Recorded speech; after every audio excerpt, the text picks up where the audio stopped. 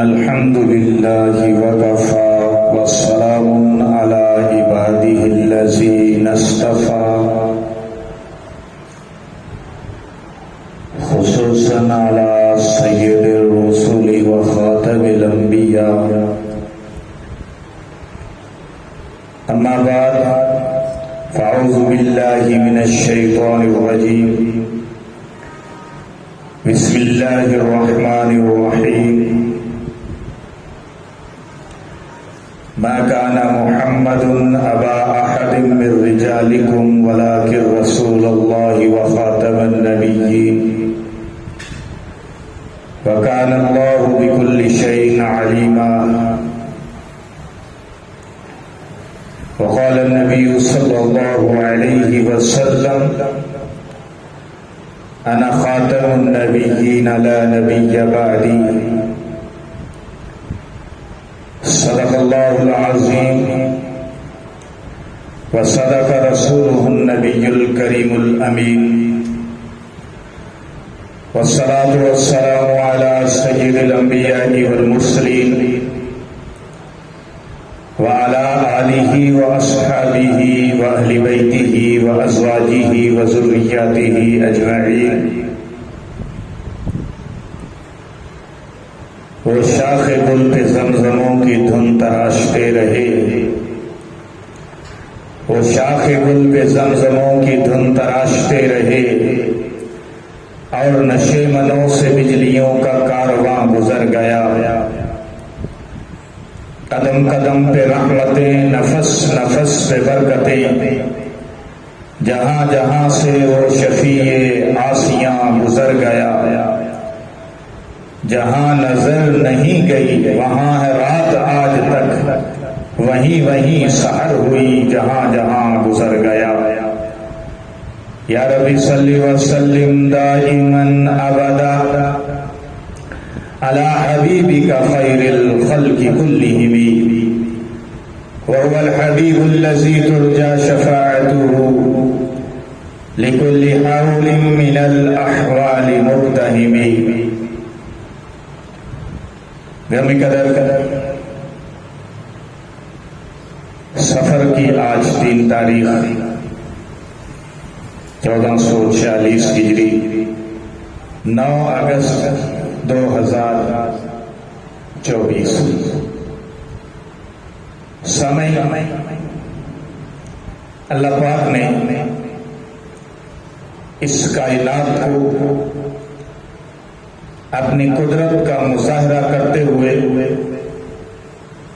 بے مثال وجود عطا کیا،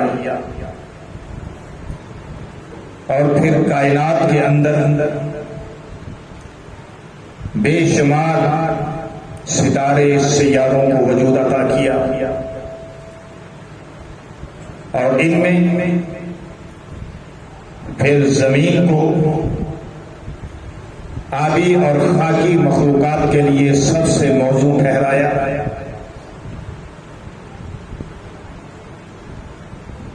اور 18,000 مخلوقات میں اللہ نے حضرت انسان کو ساری مخلوقات پر فضیلت عطا فرمائی، اور اسے علم، فہم، عقل، حتیٰ کہ محبت وحی بنایا. اس انسان کے لیے اللہ نے ہدایت کے سلسلے جاری فرمائے،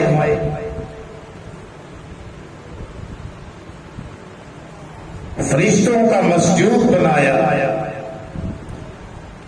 وسجد واقترب کے ذریعے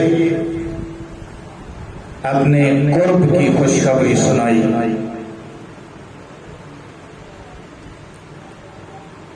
اس کے لیے موت و حیات کا ایک نظام وضع کیا، اور مرنے کے بعد دوبارہ جی اٹھنے کا قانون بنایا. اور پھر سزا کے طور پر جہنم اور جزا کے طور پر جنت کو وجود عطا کیا.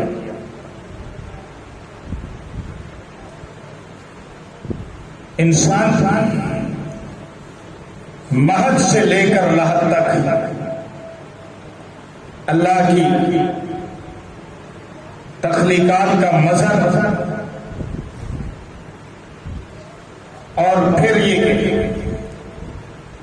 زمین کو اللہ نے ایسا ٹھکانہ بنایا کہ انسان پیدا بھی اسی سے ہوتا ہے اور اپنی تمام تر ضروریات زمین سے حاصل کرتا ہے اور زمین ہی پھر اسے اپنی آغوش میں چھپا لیتا ہے. اور قیامت میں جب سور پھونکا جائے گا تو پھر اس انسان کو اسی زمین سے دوبارہ اٹھنا ہوگا. اللہ نے انسان کو احسن التقویم بنایا، انتہائی بہترین بنایا. وَلَقَدْ كَرَّمْنَا بَنِي آدم کا مصدر سنایا. لَقَدْ خَلَقْنَا الْإِنسَانَ فِي أَحْسَنِ تَقْوِيمٍ کا سرٹیفکیٹ عطا فرمایا. وَهَدَيْنَاهُ النَّجْدَيْنِ کی سندیں عطا کی. علم، عمل، شعور، آگہی، یہ تمام صفات حضرت انسان کو عطا فرمائی. اور حیات اخروی، حیات دائمی کا قانون اس کے لیے اللہ نے بنایا. انسانوں کو چونکہ اللہ نے روئے زمین پر اپنا خلیفہ قرار دیا، اس لیے انسانوں کی ہدایت کے لیے انسانوں کی طرف انسانوں ہی کو اللہ نے پیغمبر بنا کر بھیجا. پیغمبر، نبی یا رسول اللہ پاک نے اپنے انتہائی نیک اور چنے ہوئے بندوں کو قرار دیا. اور یاد رکھیں کہ نبی اور رسول ایسا عہدہ ہے، یہ ایسا منصب ہے، یہ ایسا مقام ہے. نبی اور رسول ہونا ایسی شان ہے کہ کائنات کے اندر ایک سے بڑھ کر ایک مقام ہے، عہدے ہیں، لیکن نبوت سے اوپر کوئی عہدہ نہیں ہے. خدا کی نائبیت میں، خدا کے خلیفہ ہونے میں اگر کوئی سب سے بلند عہدہ، مقام، منصب ہے تو نبوت کا ہے. اور اللہ نے نبوت کے لیے ان لوگوں کو منتخب فرمایا جو کہ ظاہر اور باطن سے پاکیزہ تھے، اعلیٰ تھے، عرفہ تھے، معصوم تھے. اور یہ معصومیت کا سرٹیفکیٹ اللہ نے صرف اور صرف نبیوں کو عطا فرمایا. معصوم عن الخطا تھے. اللہ نے یہ نبوت کا جو سلسلہ جاری فرمایا تو نبی کے لیے اللہ نے یہ انتخاب کیا کہ وہ اللہ ہی کے چنیدہ بندے ہوتے. اس لیے اس اصول کے تحت اگر دیکھیں تو یہ بات سمجھ میں آتی ہے کہ نبوت جو ہے وہ کسبی نہیں، وہبی ہے. یہ وہابی نہیں، وہبی. نبوت کسبی نہیں، وہبی ہے. عالم لوگ اس بات کو سمجھتے ہیں. ابھی میں اس کی کچھ تشریح کرتا ہوں کہ نبوت کا مقام کسبی نہیں، وہبی ہے. کیا مطلب یہ کہ نبوت وہ مقام ہے کہ جس کو انسان محنت کے ذریعے سے حاصل نہیں کر سکتا، علم کے ذریعے سے حاصل نہیں کر سکتا، ہنر کے ذریعے سے حاصل نہیں کر سکتا، بلکہ نبوت وہ مقام ہے جو اللہ کی طرف سے ہی عطا ہوتا ہے۔ اس کے تناظر میں اگر دیکھیں تو یہ بات سمجھ میں آتی ہے کہ نبی کا استاد کائنات کے اندر نہیں ہوتا، نبی کا استاد اللہ آپ ہوتا ہے۔ نبی کو اللہ خود پڑھاتا ہے، خود سکھاتا ہے، اور اس کے لیے جو اللہ نے سلسلہ جاری فرمایا وہ وحی کا سلسلہ ہے۔ حضرت نوح علیہ السلام نے جو پیغام پہنچایا اپنی امت کو، آدم علیہ السلام سے شروع کر دیا۔ آدم علیہ السلام کو اللہ نے علم دیا، فرشتوں پر فائق کیا، فرشتوں کا مسجود بنایا، فرشتوں کو برملا اس بات کا اظہار اور اقرار کرنا پڑا کہ سبحانک لا علم لنا الا ما علمتنا انک انت العزیز الحکیم۔ اللہ تیری ذات پاک ہے، تو نے جو ہمیں علم عطا فرمایا ہمیں اتنا ہی پڑھا، اور جو تو نے ہمیں عطا نہیں کیا، مفہوم بیان کر رہا ہوں، اس کا ہمیں علم نہیں۔ تو اللہ نے یہ علم آدم علیہ السلام کو عطا فرمایا، وَعَلَّمَ آدَمَ الْأَسْمَاءَ كُلَّهَا ثُمَّ عَرَضَهُمْ عَلَى الْمَلَائِكَةِ، پھر ہم نے آدم علیہ السلام کو ہر چیز کا علم عطا کیا اور پھر اسے فرشتوں پر پیش کیا۔ ثُمَّ عَرَضَهُمْ عَلَى الْمَلَائِكَةِ فَقَالَ أَنبِئُونِي بِأَسْمَاءِ هَؤُلَاءِ إِن كُنتُمْ صَادِقِينَ، پھر فرمایا فرشتوں ذرا ان چیزوں کے نام تو بتاؤ اگر تم اپنے دعوے میں سچے ہو کہ حضرت انسان دنیا میں جا کر کچھ تو خون کرے گا، لہذا یا اللہ تو اسے تخلیق نہ کر، ہماری ڈیوٹی میں بے شک جتنا مرضی اضافہ کر۔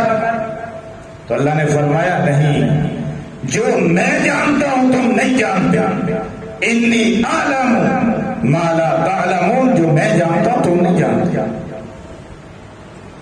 تو میں نے عرض یہ کیا کہ کوئی محنت کے ذریعے سے نبوت حاصل نہیں کر سکتا، نبوت وہ مقام ہے کہ جس کو اللہ خود اپنے بندوں کے لیے منتخب کرتا ہے، جسے اللہ جس کے ذریعے سے اپنے بندوں کو بطور نبوت کے، بطور نبی کے، بطور رسول کے چنتا، لہذا اس نے آدم علیہ السلام کو چنا۔ آدم علیہ السلام نے کوئی کثری طور پر حاصل نہیں کیا، یہ منصب اللہ نے ان کو عطا کیا۔ اللہ نے شیس علیہ السلام کو، ادریس علیہ السلام کو، نوح علیہ السلام کو، دانیال علیہ السلام کو، یوشع علیہ السلام کو، موسیٰ علیہ السلام کو، ہارون علیہ السلام کو، عیسیٰ علیہ السلام کو، ابراہیم علیہ السلام کو، عیسیٰ علیہ السلام کو، حتیٰ کہ 1,24,000 انبیاء کرام کو اللہ نے نبوت کے لیے چنا، ان کا انتخاب کیا۔ جس کا اللہ انتخاب کرے گا وہ نبی ہوگا، اور جس کا اللہ انتخاب نہیں کرے گا وہ نبی نہیں ہو سکتا، چاہے جتنی مرضی عبادتیں کرے، جتنی مرضی ریاضتیں کرے، جتنی مرضی کتابیں پڑھے، جتنی مرضی کتابیں لکھے، جتنا مرضی باکمال ہو جائے، جتنی اعلیٰ پرسنالٹی کا مالک ہو جائے، جتنا کچھ جو کچھ دل چاہے کر لے، جتنے مرضی کمال علوم حاصل کر لے، نبوت اسی کو ملے گی جس کو اللہ چنتا ہے۔ اور اس نے 1,24,000 انبیاء کو چنا، جن میں سب سے آخر میں میرے رات کے نبی کو اللہ نے منتخب فرمایا، اور پھر ایسا منتخب فرمایا کہ اپنا محبوب قرار دیا۔ وہ شان عطا فرمائی جو کسی کو عطا نہیں فرمائی، وہ علوم عطا فرمائے جو کسی کے حصے میں نہیں آئے، وہ معجزات عطا فرمائے جو کسی کے حصے میں نہیں آئے. اور پھر ان میں سب سے بلند شان عطا فرمائے.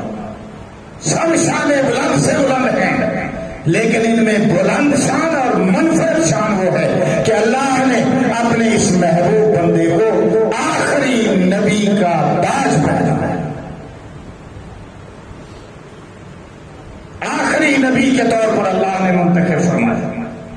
اس لیے گرامی قدر سامعین کرام، میرے اور آپ کے نبی آخری نبی ہیں. آپ کے بعد کوئی نبی نہیں. اللہ نے اس کا فیصلہ قرآن میں کیا اور مصطفیٰ علیہ الصلوۃ والسلام نے اپنے رب کے فرمان کی روشنی میں حدیث میں کیا. تو قرآن اور حدیث بڑے واضح انداز کے ساتھ میرے نبی کی ختم نبوت پر دلال ہے، میرے نبی کی ختم نبوت پر دلیل ہے، میرے نبی کی ختم نبوت کا ثبوت ہے.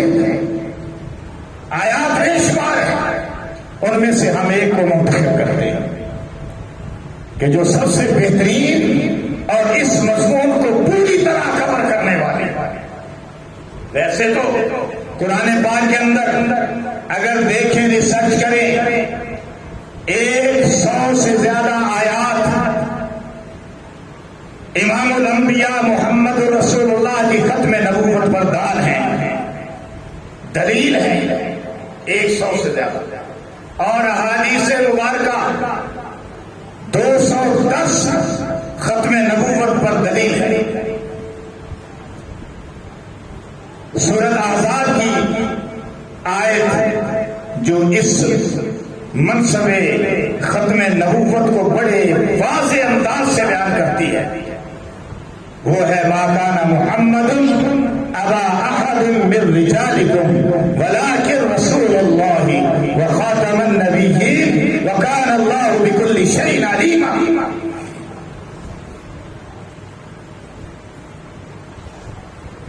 اللہ نے بڑے واضح انداز سے اس بات کو کلیئر کر دیا کہ محمد صلی اللہ علیہ وسلم تم مردوں میں سے کسی کے باپ نہیں. بڑے واضح بات سمجھ میں آتی ہے کہ اللہ نے یہ جو ارشاد فرمایا کہ تم مردوں میں سے کسی کے باپ نہیں، حالانکہ میرے اور آپ کے نبی کے 4 بیٹے اللہ نے عطا کیے، پھر اپنے پاس بلا لیے. بچپن ہی میں اللہ نے ان کو اپنے پاس بلایا. پھر اللہ نے یہ ارشاد فرمایا ما کان محمد ابا احد من رجالکم کہ محمد صلی اللہ علیہ وسلم تم مردوں میں سے کسی کے باپ نہیں. مطلب کیا؟ آپ کے بیٹوں کو اپنے پاس بچپن میں بلانے کا مطلب کیا؟ مجھے یہ بات سمجھ میں آتی ہے کہ اللہ نے اس لیے ان کو اپنے پاس بلایا کیونکہ اس سے پہلے جو سلسلہ چلا آ رہا تھا پیغمبروں کا، تو عام طور پر پیغمبر کے بیٹوں میں سے کوئی نہ کوئی بیٹا ضرور منصب پیغمبری پر فائز ہوا. پیغمبروں کے بیٹوں میں سے کوئی نہ کوئی بیٹا ضرور پیغمبر یا نبی بنتا تھا. جیسا کہ حضرت ابراہیم علیہ السلام کے بیٹے اسماعیل علیہ السلام پیغمبر بنے. اسی طرح حضرت داؤد علیہ السلام کے بیٹے سلیمان علیہ السلام پیغمبر بنے. یہ سلسلہ چل رہا تھا. اللہ نے آپ کی نرینہ اولاد کو اپنے یعنی آپ کے بیٹوں کو اللہ نے اس لیے بچپن میں اپنے پاس بلا لیا کہ اللہ یہ چاہتے ہی نہیں تھے کہ پیغمبر امام الانبیاء محمد رسول اللہ کے بعد کوئی اعلان نبوت کرے، کوئی منصب نبوت پر فائز ہو. ورنہ رسول اللہ صلی اللہ علیہ وسلم کا حضرت ابراہیم علیہ السلام جو آپ کے بڑے بیٹے تھے ان کی وفات پر دل بھی رویا، آنکھیں بھی روئی، لیکن قانون قدرت تھا جو بن رہا تھا. اس وقت اللہ نے اسے وجود عطا کرنا تھا کہ آئندہ چل کر کہیں لوگ آپ کے بیٹے کو منصب نبوت پر فائز نہ کر دیں، اور آخری نبوت کا تاج جو محمد عربی صلی اللہ علیہ وسلم کے سر پہ سجا ہے کہیں اس میں فرق نہ آ جائے۔ تو جب اللہ نے آپ کے بیٹوں کو اپنے پاس بلایا تو پتا چلا کہ نبوت کا دروازہ اللہ نے ٹوٹل بند کر دیا، اس میں کوئی گنجائش باقی نہیں رہی۔